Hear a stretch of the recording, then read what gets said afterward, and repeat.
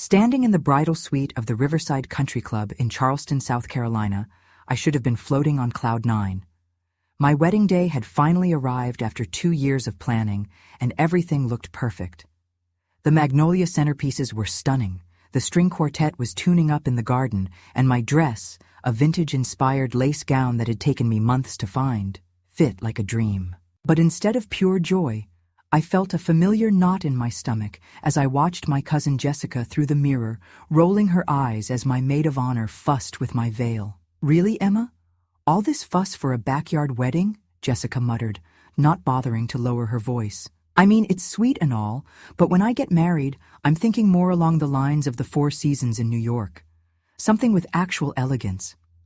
I'm Emma Richardson, and I'm 29 years old. Jessica is my cousin, exactly 6 months older than me, and she's been my biggest source of both love and frustration since we were toddlers. We grew up together in Charleston, our mothers being sisters who lived just 3 blocks apart. While other kids had siblings, Jessica and I had each other, which meant we shared everything from childhood secrets to teenage heartbreak, but also every moment of comparison and competition.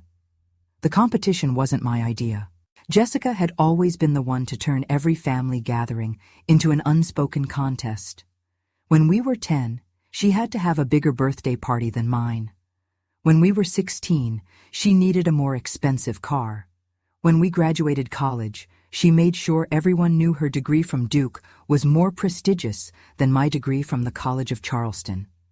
But it was never just about material things. Jessica had a way of making me feel like my choices were somehow lesser, my dreams smaller, my life less significant. She'd perfected the art of the backhanded compliment, the subtle put-down disguised as concern, the eye roll that said everything without saying anything at all. My wedding day was supposed to be different. I'd hoped that at 29 we'd outgrown this dynamic. I'd specifically asked Jessica to be one of my bridesmaids because I wanted to include her in this special day, despite our complicated relationship. My fiancé David had questioned the decision. "Are you sure about including Jessica?" he'd asked while we were addressing invitations. "She always seems to find ways to make things about her." "She's family," I'd replied, though I wondered if I was making a mistake. Maybe this will be different. I was wrong. The eye-rolling started during the rehearsal dinner, when David's father gave a heartfelt speech about how much he loved having me as a daughter-in-law. Jessica whispered to her date, "Well, that's laying it on a bit thick, don't you think?" When my college friends surprised me with a slideshow of our memories together, Jessica checked her phone and yawned dramatically. But the morning of the wedding was when things really came to a head.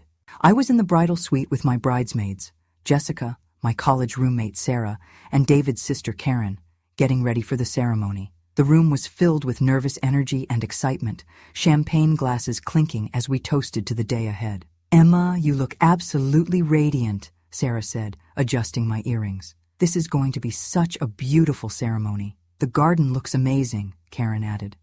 "I love how you incorporated all of Grandma Rose's flowers. She would have loved this." That's when Jessica struck. "Grandma Rose," she said with a laugh that didn't reach her eyes. "Emma, you do realize that having the wedding in your backyard and calling it Grandma Rose's garden doesn't actually make it special, right? It's still just a backyard wedding." The room went silent. Sarah and Karen exchanged uncomfortable glances while I felt my cheeks burn with embarrassment and anger. "It's not just a backyard wedding," I said quietly. "It's my wedding. In the garden that David and I have been cultivating for 3 years. The garden where we got engaged. The garden that means everything to us." Jessica shrugged, applying another coat of lipstick. "If you say so. I just think when people look back at your wedding photos, they're going to see a basic backyard party, not some romantic garden wedding. But hey, if that's what makes you happy." I wanted to respond, to defend my choices, to explain why this wedding was perfect for David and me. But it was my wedding day, and I wasn't going to let Jessica's negativity ruin it. Instead, I took a deep breath and focused on the mirror, on my reflection, on the fact that in 2 hours I'd be married to the man of my dreams. "You know what, Jessica?" I said, my voice steady despite the emotions swirling inside me. "You're absolutely right. This is exactly what makes me happy." The ceremony was everything I dreamed it would be. The October weather was perfect. crisp and clear with just enough breeze to make the magnolia leaves dance. David looked handsome in his navy suit, and when he saw me walking down the aisle, his eyes filled with tears of joy. Our families and friends were smiling. The string quartet played beautifully, and for those magical 30 minutes, I forgot all about Jessica's comments, but she reminded me soon enough. During the cocktail hour, while guests mingled in the garden and enjoyed bourbon punch and she-crab soup, Jessica found ways to make her opinions known. She commented loudly about the limited bar selection to anyone who would listen. She mentioned twice that the flowers were nice for a home garden, but nothing compared to the arrangements she'd seen at real venues. She even managed to criticize the string quartet, suggesting that a DJ would have been more fun. I tried to ignore her, focusing instead on the overwhelming love and support from everyone else. My college friends raved about how personal and meaningful the ceremony felt. David's co-workers said it was the most romantic wedding they'd ever attended. My parents were glowing with pride, and even my usually reserved father-in-law pulled me aside to say how perfect everything was. But Jessica's negativity was like a persistent mosquito, hard to ignore and impossible to completely dismiss. The breaking point came during the reception. We'd set up a dance floor on the back patio, with bistro lights strung overhead and candles flickering on every table. The band David and I had hired, a local jazz trio that played at our favorite restaurant, was setting up when Jessica approached me. "Emma," she said, her voice dripping with fake sympathy. "I need to talk to you about something." I was busy directing the photographer to capture shots of the cake, a simple but elegant two-tier creation with fresh flowers that my aunt had made. But I turned to face her. "What's up? I'm just concerned about you," she said, her hand on my arm in a gesture that felt more patronizing than comforting. "I mean, this is all very sweet, but don't you think you're settling? I mean, David's a nice guy, but he's just a high school teacher. And this whole backyard wedding thing, it's like you're not even trying to have a real celebration." I stared at her, momentarily speechless. Around us, our family and friends were laughing and celebrating. The garden was glowing in the candlelight, and David was across the patio looking at me with such love and adoration that it made my heart skip. "Settling," I repeated. "I'm just saying, when I get married, I want something that reflects my worth, you know? A real venue, a real dress, a real celebration. Not this." She gestured vaguely at the beautiful scene around us. DIY Pinterest project. That's when I made a decision that would change everything. "Jessica," I said, my voice calm but firm, "I have something for you." I walked over to the gift table, where presents were stacked in neat piles, and retrieved a small, elegantly wrapped box that I'd placed there earlier. It was something I'd been saving for the right moment, and Jessica's behavior had just given me the perfect opportunity. "What's this?" she asked, looking confused. "It's from Grandma Rose," I said. "She left specific instructions about when to give it to you." Jessica's expression shifted from confusion to curiosity. Our grandmother had passed away 2 years earlier, and her estate had been settled months ago. But Grandma Rose had been a meticulous woman, who often left specific instructions about her belongings. "Open it," I said, and the people around us, including my parents, David, and several cousins, gathered to watch. Jessica carefully unwrapped the box, revealing a small jewelry case. Inside was a delicate gold locket, simple but beautiful, with an intricate rose pattern engraved on the front. "It's lovely," Jessica said, though her tone suggested she was expecting something more expensive. "But I thought Grandma Rose left all her jewelry to—" "Open it," I interrupted. Jessica pressed the small clasp, and the locket opened to reveal a tiny photograph on one side and an inscription on the other. The photograph was of Jessica and me as children, probably around 7 years old, sitting in Grandma Rose's garden with our arms around each other, both of us grinning at the camera. But it was the inscription that made Jessica's face go pale. "To my dear Jessica," she read aloud, her voice faltering, "beauty fades, but a beautiful heart lasts forever. I pray that someday you'll learn to see the beauty in others instead of only seeing what you think they lack. Love always, Grandma Rose." The silence that followed was deafening. Jessica stared at the locket, her face cycling through multiple emotions: confusion, embarrassment, and something that might have been shame. "I don't understand," she whispered. "Grandma Rose asked me to give this to you when I thought you needed to hear her message," I said gently. She loved you, Jessica. We all love you. But she was worried about the person you were becoming. I could see tears forming in Jessica's eyes, but she was fighting them back. She wrote me a letter too, I continued, pulling out a sealed envelope from my purse. She asked me to read it to you when I gave you the locket. Jessica nodded, unable to speak. I opened the envelope and began to read in a voice that carried across the now quiet patio. My dearest Jessica, if Emma is reading this to you, it means that I'm no longer with you, and it also means that your beautiful heart has gotten lost somewhere along the way. I've watched you grow from a sweet, loving child into a young woman who seems to believe that tearing others down will somehow build herself up. That breaks my heart, because I know that's not who you really are. I've also watched Emma try to love you despite the hurt you've caused her over the years. She's never said an unkind word about you, never stopped including you in her life, never stopped hoping that the cousin she grew up with would find her way back to kindness. I'm giving you this locket, not as a judgment, but as a reminder.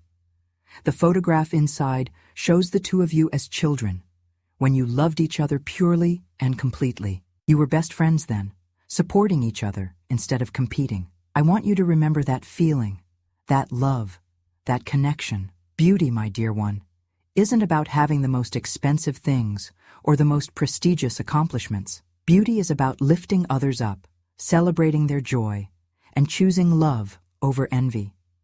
You have so much to offer the world, but first you need to learn to see the beauty in what others have built instead of focusing on what you think they lack. Emma's wedding day is a celebration of love, commitment, and the beautiful life she's created with David. I hope that by the time you receive this locket, you'll be able to see that beauty and celebrate it with her. I love you both, and I believe in your ability to find your way back to each other. All my love, Grandma Rose. By the time I finished reading, there wasn't a dry eye on the patio. Jessica was crying openly now, clutching the locket to her chest. Emma, she whispered, I'm so sorry. I'm so sorry. I walked over and pulled her into a hug, feeling the tension that had existed between us for years finally beginning to dissolve. I know, I said softly. Grandma Rose knew too. She just wanted you to remember who you really are. The rest of the reception was transformed. Jessica became a different person, not fake or performative, but genuinely present and supportive. She helped my elderly great-aunt find a comfortable seat, complimented the band sincerely, and even joined in the dancing with enthusiasm instead of judgment. But the most meaningful moment came near the end of the night. As David and I were preparing to leave for our honeymoon, Jessica approached us both. Emma, David, she said, her voice still shaky from emotion. I owe you both an apology.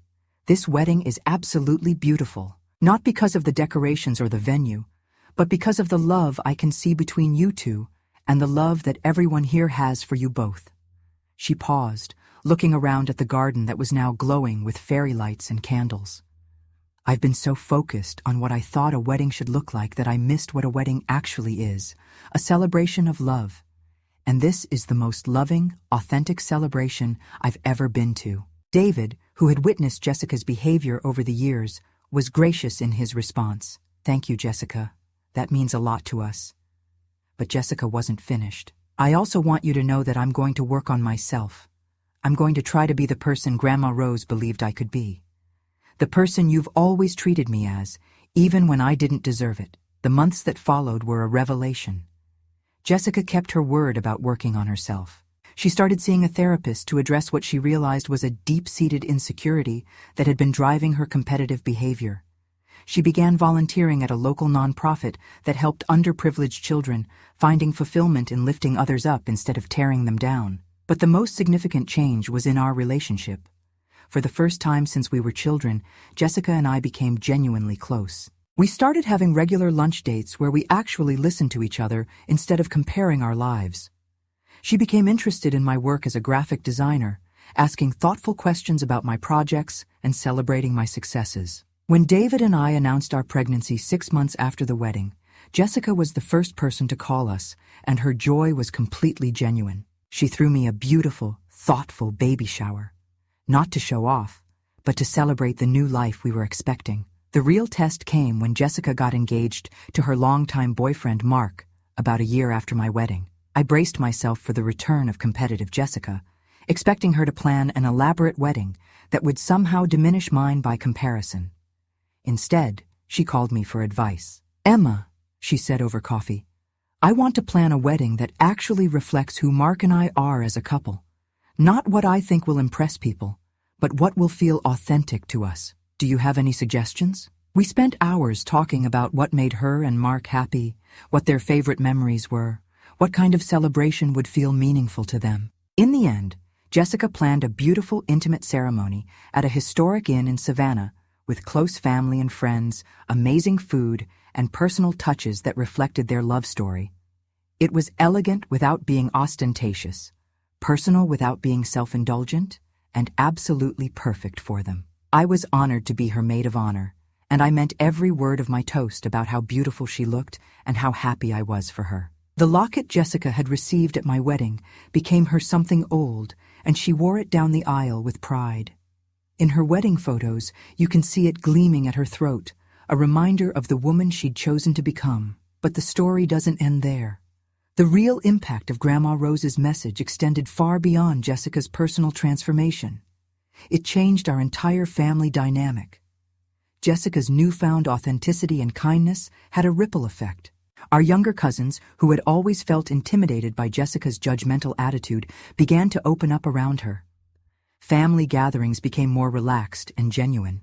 Even our parents noticed the change, commenting on how much more peaceful and joyful our family events had become. Jessica also became an advocate for kindness in her own professional life. As a marketing manager at a Charleston tourism company, she started mentoring younger employees, focusing on building them up rather than viewing them as competition. Her team became known for their collaborative spirit and innovative campaigns. The locket itself became a symbol of transformation in our family. When our cousin Michael was struggling with addiction, Jessica was the one who reached out with compassion instead of judgment. When our teenage cousin Sarah was being bullied at school, Jessica spent hours with her, sharing her own story of how criticism and comparison had nearly destroyed her relationships. "Grandma Rose's message wasn't just for me," Jessica told Sarah. "It was about choosing to see the beauty in others, including ourselves. When we stop competing and start celebrating, everyone wins." As I write this story, it's been 3 years since my wedding day. David and I have a beautiful 2-year-old daughter named Rose, after my grandmother. Jessica is her favorite aunt, and watching them together, seeing Jessica's genuine delight in Rose's accomplishments, her patient responses to toddler tantrums, her ability to find joy in the simple pleasure of reading bedtime stories, I'm amazed by the transformation. The backyard garden where David and I got married has continued to grow and flourish. We've added new flowers each season, and it's become a gathering place for our family and friends. Jessica often brings Mark and their new baby over for Sunday dinners, and she always makes a point of complimenting something about the garden. Not because she has to, but because she genuinely sees its beauty. Last month, Jessica found a box of old letters while cleaning out her apartment. Among them was a note that Grandma Rose had written to her when she was 16, after a particularly difficult period when Jessica had been especially cruel to me over some teenage drama. "My dear Jessica," the letter read, "I see you struggling with who you want to be. I see you hurting Emma because you're hurting inside. I want you to know that you don't have to tear others down to build yourself up. You are enough, exactly as you are. Your worth doesn't depend on being better than Emma or anyone else. It depends on being true to yourself and kind to others. I love you, and I believe in the beautiful woman you're becoming." Jessica brought the letter to me, tears in her eyes. "She never gave up on me," she said. "Even when I gave up on myself, she kept believing I could change." That's when I realized the true genius of Grandma Rose's gift. The locket wasn't just a message for Jessica. It was a message for all of us about the power of unconditional love, patient hope, and the belief that people can change. My wedding day had started with frustration and hurt, with a cousin who seemed determined to diminish my joy. But it ended with a moment of grace that transformed not just Jessica, but our entire family. Sometimes the best gifts aren't the ones we receive, but the ones we're given the opportunity to give. The locket still hangs around Jessica's neck most days. Sometimes I catch her touching it absently, as if drawing strength from Grandma Rose's message. And sometimes, when I see her being especially kind to someone, or when she chooses encouragement over criticism, I think I can almost hear Grandma Rose's voice on the wind, whispering, "That's my girl." My backyard wedding, the one Jessica initially dismissed as just a DIY Pinterest project, has become legendary in our family. Not because it was elaborate or expensive, but because it was the site of a miracle. The miracle of a heart that chose to change, a family that chose to heal, and a grandmother's love that transcended death to bring her granddaughters back together. These days, when people ask me about my wedding, I tell them it was perfect. Not because everything went according to plan, but because it was the day I learned that sometimes the most beautiful moments come from the most unexpected places. Sometimes the greatest gift you can give someone is the chance to become who they're meant to be.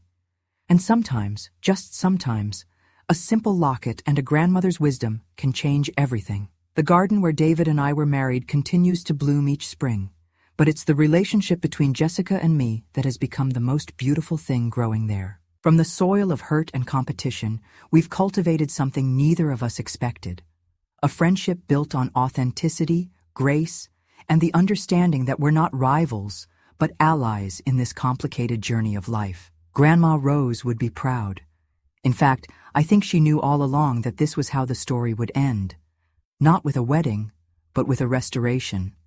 Not with a celebration, but with a transformation. Not with a perfect day, but with a perfect moment of grace that would keep rippling outward for years to come. The locket was never just a gift for Jessica. It was a gift for all of us, a reminder that love is patient, hope is powerful, and people can change. And that sometimes the most beautiful thing you can do is give someone the chance to prove it.